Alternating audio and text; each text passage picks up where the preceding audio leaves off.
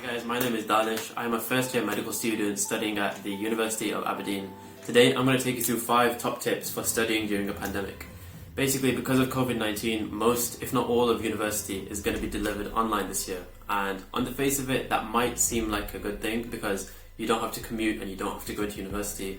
But when you mix work life and university life with your home environment, the place where you usually disconnect, relax and chill, it can be quite difficult to manage. So hopefully these tips will make that experience a little bit easier for you. This is a quick rundown on the screen you'll see somewhere of the 5 tips, and I've put timestamps in the description below, so if you want to jump ahead to any of those, feel free to just click on one of those.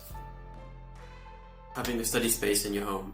I know that goes without saying, but I think there's a couple of rules that should come with it. So the first rule that I give is, wherever you do your studying, that's the only thing you're going to do in that spot. So don't eat while you're there, don't watch Netflix or browse the internet or YouTube or anything while you're in that spot. Make sure the only thing you do is study whilst you're there.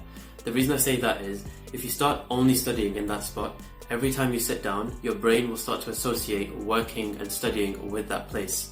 So automatically you kind of like priming your brain to go into work mode when you're sitting in your study space.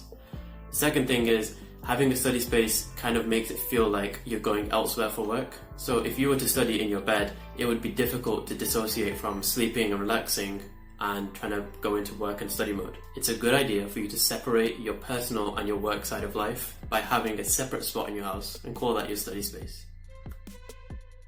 Okay, tip number 2 is basically a follow-on from tip number 1. It's about the study environment. So it's a good thing to have a study space, but you need to make sure that your study space is ideal for studying. You don't want to have a study space with loads of clutter and loads of things around. You want to have it with minimal things so that you can focus easily and you're not distracted. I see it as, if you have too many things on your desk or in your working space, that's like visual noise. It's like noisy to your eyes. There's too many things in front of you, which means too many things to get distracted by. The more things that there are in front of you, the more things you can get distracted by.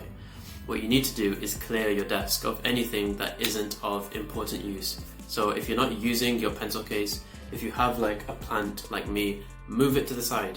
If it doesn't have any purpose to studying, just move it behind you. And when you're done studying, you can obviously put it back. Just having less things in front of you will make it easier to focus on what you're meant to be doing. Also, if you have a wall or a mirror like I have in front of your desk, what you can do is put small notes, so you can just write like, get back to work, focus, keep going, well done, stuff like that, motivational small quotes. Because when you're working and you kind of lose focus, we tend to look around, and if you start looking around, you'll see those notes, and they will remind you to get back to work. So that's a good idea for you to like pull your attention back to what you're meant to be doing. Study rituals. These are things that you do in the build-up to studying, which will help you set your mind into that work mode. What I do is I change into a specific pair of clothes. So I will wear joggers and a hoodie whenever I do my work from home. The next thing I do is I clear my desk, so there's no visual noise that I talked about earlier, and then I'll wipe the desk down quickly. This takes like 1 to 2 minutes. Once I've done that, I'll get my snacks and I'll get some water, and then I start my work. Now what this does is, it's like a chain of events which leads to doing your lectures and leads to doing your work. The idea is that you repeat this chain of events every time you start working at the beginning of the day. So you're building a routine and you're making it a habit. So your brain will just get used to doing these events and finishing it off with doing the actual work.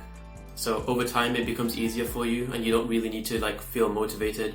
You just get so used to doing the same thing over and over again that you'll get used to doing your lectures from home. Okay, tip number 4 is nutrition.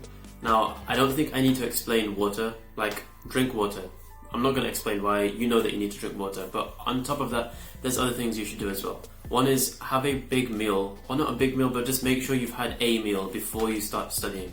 If you've got 2 or 3 hours of lectures, it's a good idea to eat something beforehand. Otherwise, your brain's just going to be depleted of energy and it's not going to be able to function properly. And then you're just going to have a really bad time. Another tip is keep snacks with you even if you've eaten. So I like to have a bowl of almonds, maybe cashew nuts, peanuts, and of course a glass of water. And I can't mention food without mentioning coffee, caffeine, tea, green tea, whatever you're into. Hot beverages are also good. I quite like sipping on something while I'm working. I think it just, I don't know, makes things nicer a little. Okay, tip number 5. This one is, I guess it's not for everybody, but basically Since university is online, there's not much socializing going on. You're just sat in a room by yourself, unless you have like a flatmate or a friend or whatever. I think this will make it a lot nicer and bring a bit of a community feeling to studying, and it kind of helps you stay away from your phone. So it's called, I don't know what to call this one. I don't know what I'm going to name it on the video. We're going to call it social aspect. I think you should video call your friends, right? Put your camera at the side so that you can see yourself studying, and then you can see them like studying as well. You're not meant to talk to them or anything, you're just doing your lecture. And the idea is that when you kind of feel bored or you're losing focus or whatever, losing attention, you can just glance over at the video screen and you can see your other friends who are doing the same lecture as you. And that can kind of help you stay motivated and keep on track. When you're in a lecture hall, normally you would have, all of the students around you and you can see them all studying. So if you lose focus, the only thing you can see is them. But when you're at home, you're just by yourself, so it can be a little bit more difficult. And I think that just adds a bit of it makes it less lonely, I guess, than being in your own flat by yourself. So yeah, try that out. And I think something nice about that is once the lecture's finished, you can just pick up the phone and have a genuine conversation with people. That makes it a little bit less boring and a little bit less unsocial being in your room, studying from home, whatever. So those are my best tips for studying from home during a pandemic. If you have any tips of your own, drop them in the comments below. If you like the video, drop a like. If you want to see more, subscribe. And yeah, that's me done. So catch you next time.